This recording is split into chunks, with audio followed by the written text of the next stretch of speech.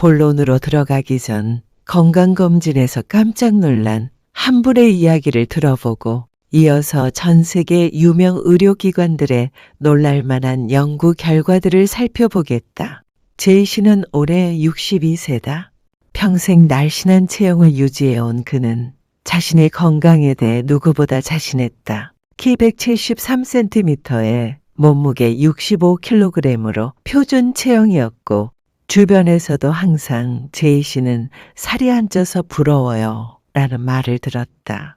그런 그가 지난해 받은 건강검진 결과를 보고 충격에 빠졌다. 나쁜 콜레스테롤이라 불리는 LDL 콜레스테롤 수치가 185, 총 콜레스테롤이 270에 달해서 경고 신호를 받았던 것이다. 저는 마른 사람인데 어떻게 이런 수치가 나올 수 있나요? 라며 당황했지만 의사는 체형과 콜레스테롤 수치는 별개라고 설명했다. 다행히 제이 씨는 적극적인 치료와 생활 습관 개선으로 6개월 만에 LDL을 130까지 낮출 수 있었다. 하지만 마냥 마르니까 괜찮다는 생각으로 방치했다면 어땠을까? 제이 씨와 같은 무증상, 고지혈증 환자들이 우리 주변에 생각보다 훨씬 많다는 것이 전문가들의 공통된 의견이다. 오늘은 고지혈증에 대한 놀라운 진실을 말씀드리려고 한다. 과연 우리가 지금까지 알고 있던 많은 것들이 정말 진실일까? 특히 살 안 찌면 안전하다는 생각이 얼마나 위험한 착각인지 알아보겠다. 첫 번째 오해는 바로 정상 체중이면 콜레스테롤도 정상일 것이라는 통념이다. 많은 분들이 비만과 고지혈증이 항상 함께 온다고 믿고 있다. 이런 오해는 1970년대부터 시작된 비만과 심혈관 질환에 대한 연구들이 대중에게 알려지면서 자연스럽게 형성되었다. 특히 언론에서 배나온 중년 남성의 이미지와 함께 고지혈증을 소개하는 경우가 많아 마른 사람들은 자신과는 상관없는 질병이라고 생각하게 되었다. 하지만 진실은 이와 정반대다. 하버드 의대 연구에서는 정상 체중인 사람들에서도 고지혈증이 충분히 발생할 수 있음을 명확히 밝혔다. 체중과 콜레스테롤의 관계는 생각보다 훨씬 복잡하며 가족성 고콜레스테롤 혈증의 경우 체중과 전혀 무관하게 발생한다.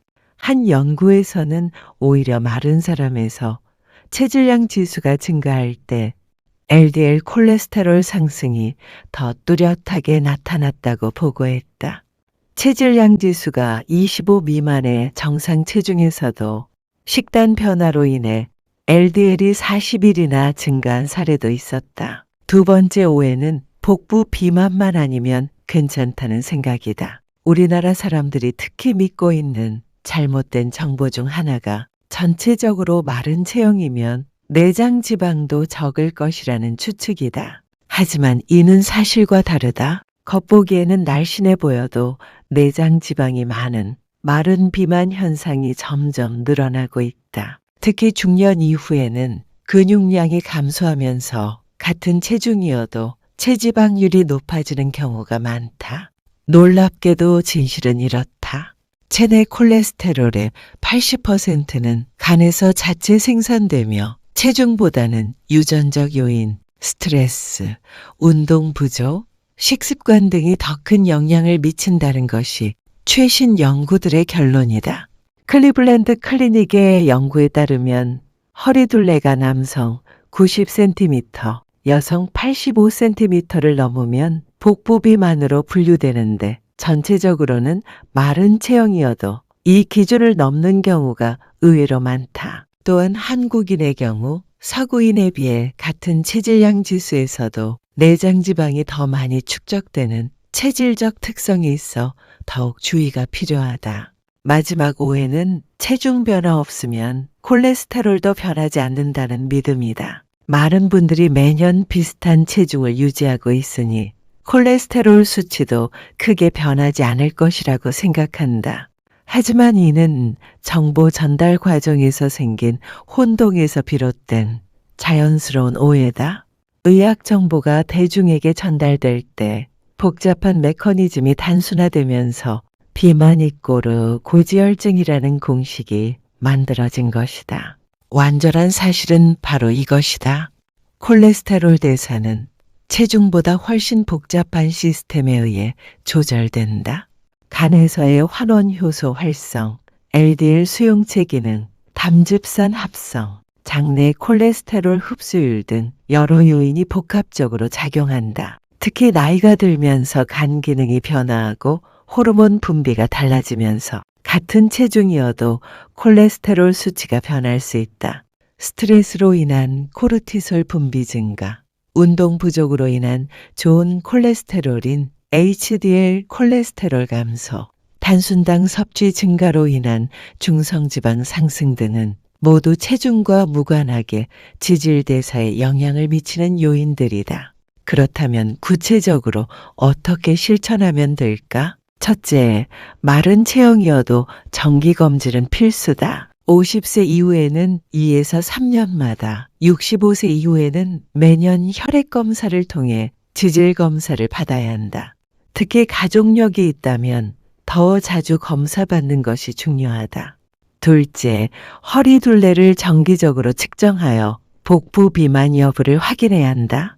체중계 숫자보다 줄자로 재는 허리 둘레가 더 중요할 수 있다. 내장 지방은 피하 지방보다 콜레스테롤 대사에 훨씬 큰 영향을 미치기 때문이다. 셋째, 가족력, 식습관, 운동 부족 등 다른 위험인자도 함께 평가해야 한다. 부모나 형제자매 중에 60세 이전에 심혈관 질환이 발생한 경우라면 체형과 관계없이 적극적인 관리가 필요하다. 넷째, 종합적인 접근이 필요하다. 식단 개선과 규칙적인 운동, 스트레스 관리, 충분한 수면을 모두 고려한 생활 습관 개선이 중요하다.